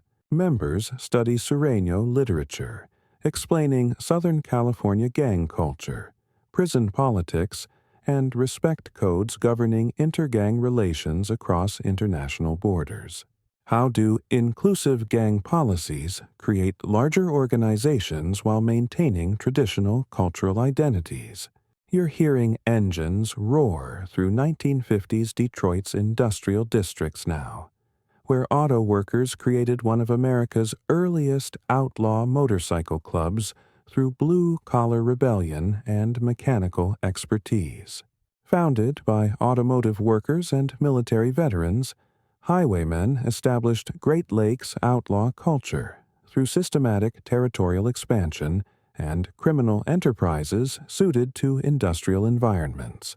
The soft rumble of American engines, the gentle clank of automotive tools, the quiet pride of mechanical mastery. Their winged wheel logo represents speed and automotive heritage, while black and red colors mark chapters across Great Lakes region. Support clothing includes automotive imagery mixed with outlaw symbols, connecting industrial heritage with criminal enterprise. They developed criminal operations suited to automotive industry connections, including vehicle theft, modification, and transportation networks spanning multiple states through industrial corridor connections.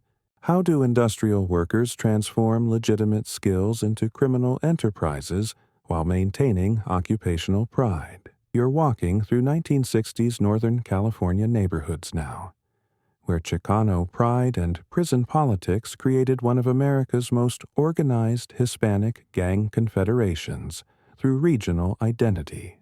Founded as Alliance of Northern California Hispanic gangs opposing Southern California Mexican mafia dominance, Norteños built power through systematic cooperation and shared identity rooted in geography.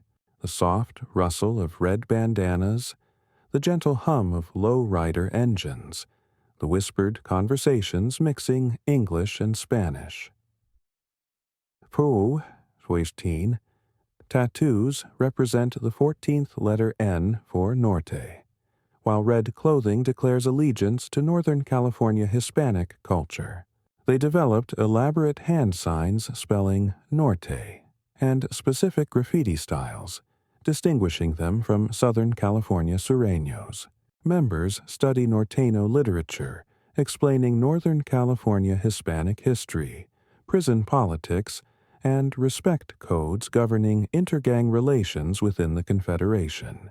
How do regional identities become sources of organized resistance against external control? You're riding through 1960s Philadelphia streets now, where African-American motorcyclists created one of America's first black outlaw motorcycle clubs through racial pride and mechanical expertise. Founded by black bikers excluded from white motorcycle clubs, Wheels of Soul established African American outlaw culture through systematic expansion and criminal enterprises suited to urban environments. The soft rumble of customized Harleys, the gentle thump of soul music, the quiet pride of earned respect. Their winged wheel logo represents freedom and mobility, while black and gold colors honor African heritage and urban sophistication. Support clothing includes African-inspired imagery mixed with outlaw symbols, connecting racial pride with criminal enterprise. They developed unique initiation rituals, incorporating both American outlaw traditions and African American cultural elements, including music and spiritual practices. How do excluded communities create their own versions of established criminal organizations? You're walking through 1990s American cities now, where Bosnian war refugees created one of the most disciplined immigrant criminal organizations through military training and survival necessity.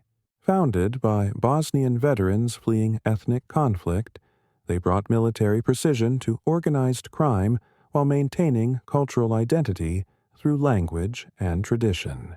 The soft whisper of Bosnian prayers, the gentle clink of coffee cups, the quiet authority of military discipline.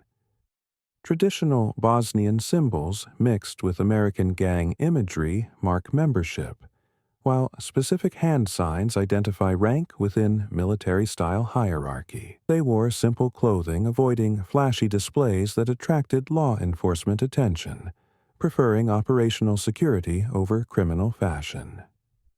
Gold chains and religious medals display both success and spiritual protection during criminal enterprises requiring precision planning and execution. How do war refugees transform military skills into criminal enterprises while preserving cultural identity? You're riding through 1940s Kansas City streets now, where working-class bikers created one of America's oldest motorcycle clubs through mechanical skill and working-class solidarity. Founded during World War II by aircraft workers and mechanics, Galloping Goose established Midwest outlaw culture through territorial expansion and criminal enterprises suited to industrial environments. The soft purr of vintage engines, the gentle clank of mechanical tools, the quiet pride of craftsmanship. Their goose logo represents speed and freedom, while green and white colors mark chapters across Midwest states. Support clothing includes aviation imagery mixed with outlaw symbols, connecting wartime industrial heritage with criminal enterprise. They developed criminal operations suited to automotive and aviation industry connections, including vehicle modification, theft rings, and transportation networks spanning industrial corridor. How do wartime industrial workers create lasting criminal organizations through shared occupational skills? You're walking through 1990s New York's Rikers Island now, where diverse inmates created one of America's most unusual prison gangs through multiracial cooperation and business efficiency. Founded by Latino, African American, and white inmates seeking protection through unity rather than racial separation, UN built power through systematic criminal enterprise transcending traditional racial boundaries. The soft echo of prison corridors, the gentle scratch of multilingual tattoos, the whispered negotiations in multiple languages. UN tattoos and globe symbols mark membership, while specific codes identify rank within integrated organizational structure. They established detailed business practices governing drug trafficking, debt collection, and territorial control inside and outside prison walls. Members study written materials explaining multiracial cooperation, business principles, and organizational structure during incarceration periods. How do diverse criminal organizations overcome racial divisions to create cooperative enterprises? You're riding through 1980s Quebec highways now, where French-Canadian bikers created one of Canada's most notorious motorcycle clubs through resistance to Hells Angels expansion. Founded by Quebec bikers opposing Hells Angels' monopolization of Canadian outlaw culture, Rock Machine built identity through violent territorial defense and French-Canadian cultural pride. The soft rumble of European engines, the gentle rustle of Quebec flags, the whispered conversations in French patois. Their eagle logo represents freedom and territorial defense, while blue and white colors honor Quebec heritage. Support clothing includes French phrases mixed with outlaw imagery, connecting separatist politics with criminal enterprise. They developed unique criminal enterprises suited to Quebec's distinct culture and geography, including smuggling operations across linguistic and cultural boundaries. How do linguistic minorities create criminal organizations to resist cultural domination? You're riding through 1960s California deserts now, where working-class Chicanos created one of America's largest Hispanic motorcycle clubs through cultural pride and territorial expansion. Founded by Mexican-American bikers in San Bernardino, Vagos built reputation through systematic expansion and criminal enterprises, while maintaining Hispanic cultural identity and family values. The soft whisper of desert winds, the gentle purr of customized engines, the quiet pride of earned colors. Their Loki logo represents trickster god bringing chaos to enemies, while green colors mark chapters across western states. Support clothing includes Mexican imagery mixed with outlaw symbols, connecting Hispanic heritage with American biker traditions. They developed criminal operations suited to border regions, including smuggling networks and territory control spanning multiple southwestern states. How do ethnic motorcycle clubs maintain cultural identity while adopting American outlaw traditions? You're riding through 1960s New Jersey highways now, where working-class bikers created one of the East Coast's most family-oriented outlaw motorcycle clubs through brotherhood and loyalty. Founded by former military personnel and blue-collar workers seeking extended family bonds, Breed established East Coast outlaw culture through systematic expansion and criminal enterprises mixed with legitimate activities. The soft rumble of American engines, the gentle creak of leather patches, the quiet warmth of chosen family. Their wolf logo represents pack loyalty and family protection, while black and red colors mark chapters across eastern states. Support clothing includes family imagery mixed with outlaw symbols, connecting blood family with chosen criminal brotherhood. They maintained balance between criminal enterprise and family values, creating organization appealing to members seeking both profit and belonging. How do criminal organizations balance family values with illegal enterprises? You're riding through 1960s Arizona deserts now, where southwestern bikers created one of the region's most notorious outlaw motorcycle clubs through territorial expansion and desert survival skills. Founded by Arizona bikers seeking independence from California club domination, Dirty Dozen built reputation through violent territorial defense and criminal enterprises suited to southwestern geography. The soft whistle of desert winds, the gentle hum of air-cooled engines, the quiet determination of territorial pride. Their skull logo wearing cowboy hat represents death and Western heritage, while red and black colors mark Arizona territory. Support clothing includes southwestern imagery mixed with outlaw symbols, connecting frontier heritage with criminal enterprise. They developed unique criminal operations suited to desert geography and border proximity, including smuggling networks and territory control spanning southwestern states. How do regional criminal organizations use geography as a competitive advantage against larger rivals? Hey friends, if you're enjoying this gentle journey through criminal history, don't forget to subscribe. You're now riding across Canada's vast wilderness, where extreme geography created one of the North's most resilient motorcycle clubs. Founded by Canadian bikers adapting to harsh northern conditions, Ghost Riders established Arctic outlaw culture through environmental challenges and criminal enterprises suited to isolated geography. The soft crunch of snow under tires, the gentle hum of heated engines, the quiet solidarity of winter survival. Their ghost logo represents survival in deadly conditions, while white and blue colors honor Canadian winter heritage. Support clothing includes Arctic imagery mixed with outlaw symbols, connecting environmental survival with criminal enterprise.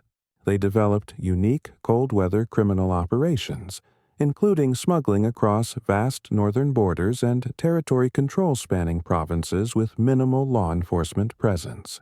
How do extreme environmental conditions create opportunities for criminal organizations while limiting competition? You're riding through 1960s Ohio's industrial valleys now, where steelworkers created one of the Midwest's most enduring outlaw motorcycle clubs through blue-collar solidarity and mechanical expertise. Founded by Cincinnati-area steelworkers and mechanics, Iron Horsemen established Great Lakes outlaw culture through systematic territorial expansion and criminal enterprises suited to industrial environments. The soft clang of steel mills, the gentle purr of customized engines, the quiet pride of craftsmanship. Their Horseman logo represents freedom and working-class rebellion, while black and red colors mark chapters across Midwest industrial cities. Support clothing includes steelworker imagery mixed with outlaw symbols, connecting industrial heritage with criminal enterprise. They developed criminal operations suited to steel industry connections, including vehicle modification, theft rings, and transportation networks spanning Great Lakes Industrial Corridor. How do industrial workers transform legitimate occupational skills into organized criminal enterprises? You're walking through 1980s Quebec's quiet countryside now, where Hell's Angels' internal conflict created one of motorcycle history's most notorious events and its lasting consequences. Following the systematic elimination of Laval chapter members by their own organization, surviving Quebec bikers reorganized under new leadership while maintaining traditional outlaw culture mixed with heightened security awareness. The soft whisper of memorial prayers, the gentle rustle of black armbands, the quiet determination of survival. Survivors adopted elaborate security protocols and coded communications, while memorial tattoos honored fallen brothers killed in internal conflicts. They wore traditional colors with additional security patches indicating verified membership and loyalty testing. Support clothing included memorial imagery mixed with strengthened brotherhood symbols, connecting tragedy with renewed organizational commitment. How do criminal organizations rebuild trust and structure after internal betrayal and violence? You're riding through 1960s Texas highways now, where working-class bikers created one of the Lone Star State's most territorial outlaw motorcycle clubs through regional pride and systematic expansion. Founded by Texas bikers seeking independence from California club domination, Cossacks built reputation through violent territorial defense and criminal enterprises suited to southwestern geography and culture. The soft whistle of prairie winds, the gentle rumble of American engines, the quiet determination of territorial sovereignty. Their Cossack warrior logo represents fierce independence and territorial defense, while red and gold colors honor Texas heritage. Support clothing includes Texas imagery mixed with outlaw symbols, connecting state pride with criminal enterprise. They developed unique criminal operations suited to Texas geography and border proximity, including smuggling networks and territory control spanning southwestern regions. How do regional pride and territorial identity create powerful motivations for criminal organization expansion? You're riding through 1960s South Central Los Angeles now, where African American bikers created one of California's most influential black motorcycle clubs through cultural pride and mechanical skill. Founded by black mechanics and military veterans excluded from white motorcycle clubs, chosen few established West Coast African American outlaw culture through systematic expansion and unique criminal enterprises. The soft thump of soul music, the gentle purr of customized Harleys, the quiet pride of earned respect. Their crown logo represents royal heritage and chosen status, while black and gold colors honor African heritage and urban sophistication. Support clothing includes African-inspired imagery mixed with California outlaw symbols, connecting racial pride with regional criminal enterprise. They developed criminal operations suited to urban environments and cultural connections, spanning entertainment industry and street-level enterprises. How do excluded racial communities create their own versions of established criminal organizations? You're walking through 1940s San Bernardino streets now, where post-war restlessness and motorcycle culture created one of California's earliest outlaw motorcycle clubs through rebellion and brotherhood. Founded by World War II veterans seeking excitement and camaraderie missing from civilian life, Diablos established California outlaw traditions that would influence motorcycle culture worldwide. The soft rumble of vintage engines, the gentle creak of leather jackets, the quiet bonds of shared combat experience. Their devil logo represents rebellion against social conformity and religious authority, while red and black colors mark original California outlaw heritage. Support clothing includes military imagery mixed with diabolic symbols, connecting wartime service with peacetime rebellion. They developed criminal enterprises suited to post-war California expansion, including protection rackets and territory control throughout rapidly growing southwestern communities. How do war veterans transform military brotherhood into civilian criminal organizations? You're riding through 1960s Oregon's dense forests now, where Pacific Northwest isolation and counterculture created one of the region's most secretive outlaw motorcycle clubs. Founded by Oregon bikers seeking independence from established club hierarchies, Free Souls built identity through environmental isolation and criminal enterprises suited to forested geography. The soft rustle of evergreen branches, the gentle hum of modified engines, the whispered discussions of territorial boundaries. Their eagle logo represents freedom and natural heritage, while green and white colors honor Pacific Northwest forests. Support clothing includes environmental imagery mixed with outlaw symbols, connecting forest heritage with criminal enterprise. They developed unique criminal operations suited to isolated geography, including marijuana cultivation, smuggling networks, and territory control spanning vast forested regions with minimal law enforcement presence. How do environmental conditions and geography shape criminal organizations' identity and operational methods?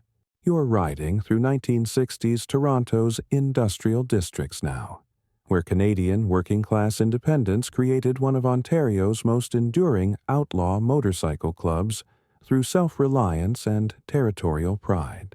Founded by Toronto area bikers rejecting affiliation with larger international clubs, Loners established independent Canadian outlaw culture through systematic territorial defense and criminal enterprises suited to urban environments.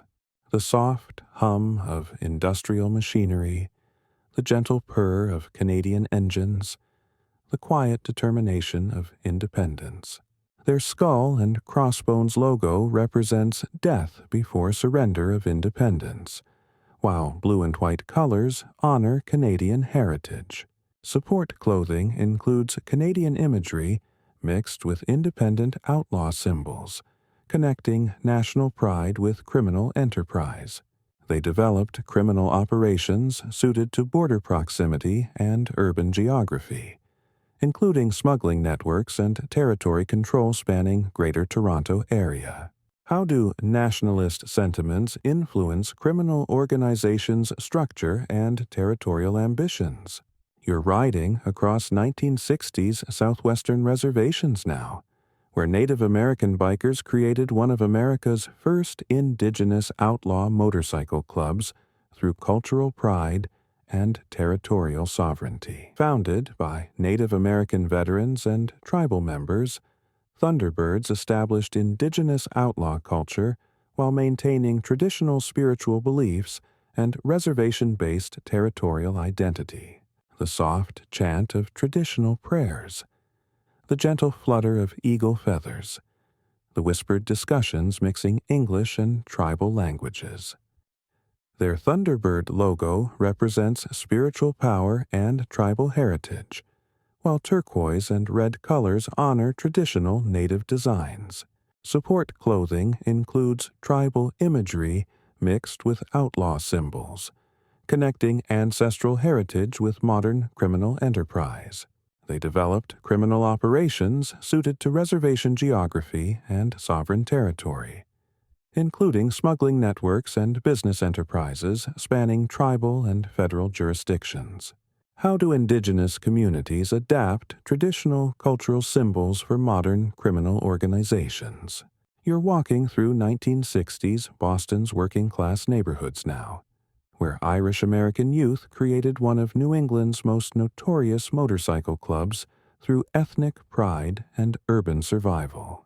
Founded by Boston-area Irish-Americans seeking brotherhood and criminal opportunity, Rat Pack established East Coast urban outlaw culture through systematic expansion and criminal enterprises suited to city environments. The soft lilt of Irish accents, the gentle clink of beer bottles, the whispered discussions of neighborhood loyalty. Their rat logo represents survival and street intelligence, while green and white colors honor Irish heritage. Support clothing includes Celtic imagery mixed with urban outlaw symbols, connecting ethnic heritage with criminal enterprise. They developed criminal operations suited to urban geography and ethnic connections, including protection rackets, labor union infiltration, and territory control spanning Irish-American neighborhoods. How do ethnic enclaves create criminal organizations that blend cultural identity with territorial control? You are riding through 1950s West Germany's rebuilt cities now, where post-war youth and American cultural influence created Europe's first significant motorcycle rebellion through generational conflict.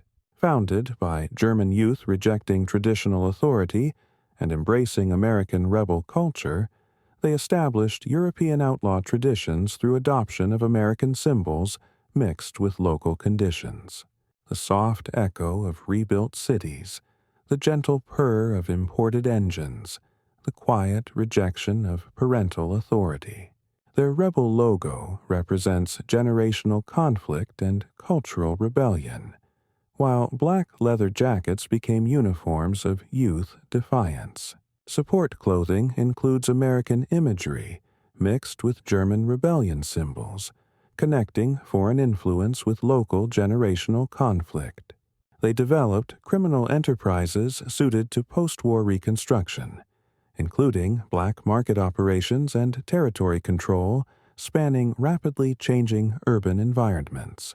How do generational conflicts create criminal organizations that challenge traditional social authority? You're walking through 1980s Memphis neighborhoods now, where Southern hip-hop culture and street economics created one of Tennessee's most organized drug trafficking organizations through music industry connections. Founded by Craig Petties and associates during crack epidemic's peak, Pharaoh's army built empire through systematic distribution networks while maintaining connections to emerging Memphis rap scene.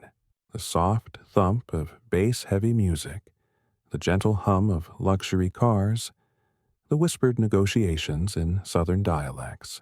Crown and pyramid tattoos mark membership, while gold chains and Egyptian imagery display both wealth and organizational identity. They wore expensive jewelry and designer clothing as symbols of success, preferring flashy displays that demonstrated criminal prosperity. Support merchandise included Egyptian symbols mixed with Memphis cultural imagery, connecting ancient power with modern street enterprise. How do musical and cultural movements provide cover and legitimacy for organized criminal enterprises? You're walking through 1950s New York's changing neighborhoods now, where Puerto Rican youth created one of the city's earliest Hispanic gangs through cultural pride and territorial defense. Founded by Puerto Rican immigrants' children seeking protection and identity in hostile urban environment, Chingalings established East Coast Hispanic gang traditions through neighborhood control and cultural preservation. The soft rhythm of Latin music, the gentle flutter of Puerto Rican flags, the whispered conversations mixing Spanish and English, traditional Puerto Rican symbols mixed with urban gang imagery mark membership, while specific hand signs identify allegiance to island heritage. They wore traditional Puerto Rican colors mixed with urban fashion, connecting homeland culture with street survival. Support clothing included island imagery mixed with New York symbols, bridging cultural identity with territorial control. How do immigrant youth create gang structures that preserve cultural identity while adapting to urban survival?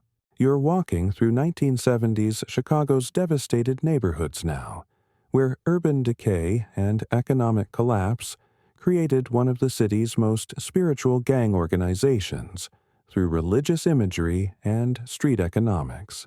Founded by former gang members seeking redemption while maintaining criminal enterprise, Resurrection mixed Christian symbolism with systematic drug trafficking and territorial control.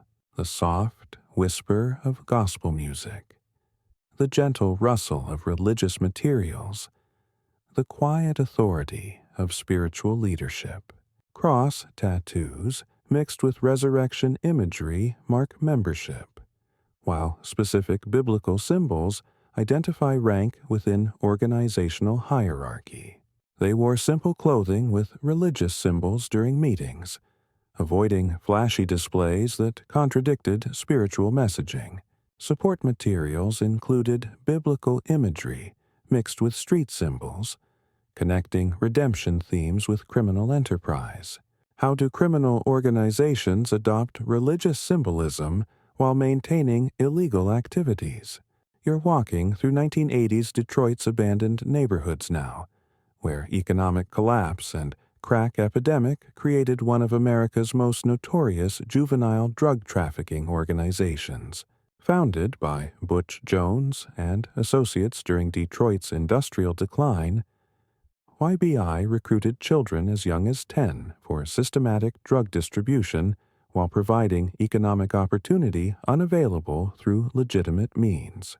The soft sound of children playing, the gentle hum of abandoned factories, the whispered instructions of premature responsibility. YBI tattoos mark membership, while specific symbols identify rank within age-based hierarchy. They wore expensive athletic clothing and jewelry as symbols of success, demonstrating criminal prosperity to recruit new child members. Support merchandise included youth-oriented imagery mixed with wealth symbols, connecting childhood dreams with criminal opportunity. How do economic devastation and limited opportunities create criminal organizations that exploit children. You're walking through 1990s Westchester County's affluent neighborhoods now, where suburban privilege and organized crime connections created one of New York's most unusual gang organizations. Founded by middle-class Italian-American youth seeking excitement and criminal opportunity, Tanglewood Boys mixed suburban rebellion with traditional organized crime methods through family connections and territorial control. The soft hum of expensive cars, the gentle rustle of designer clothing, the whispered discussions of privileged rebellion. Traditional mafia symbols mixed with suburban imagery mark membership, while specific brands and styles identify allegiance to organized crime heritage. They wore expensive designer clothing as uniforms of success, preferring luxury brands that demonstrated both wealth and criminal sophistication. How do privileged youth create criminal organizations that blend rebellion with inherited criminal traditions? You're walking through 1940s East Los Angeles now, where Mexican-American families created one of California's oldest and most enduring Hispanic gangs through generational neighborhood loyalty. Founded in Boyle Heights during World War II era, White Fence established multi-generational gang traditions through family inheritance and territorial continuity, spanning decades of neighborhood change. The soft whisper of Spanish lullabies, the gentle rustle of family photographs, the quiet authority of inherited tradition. WF tattoos pass from fathers to sons, while specific symbols identify family lineages within gang hierarchy.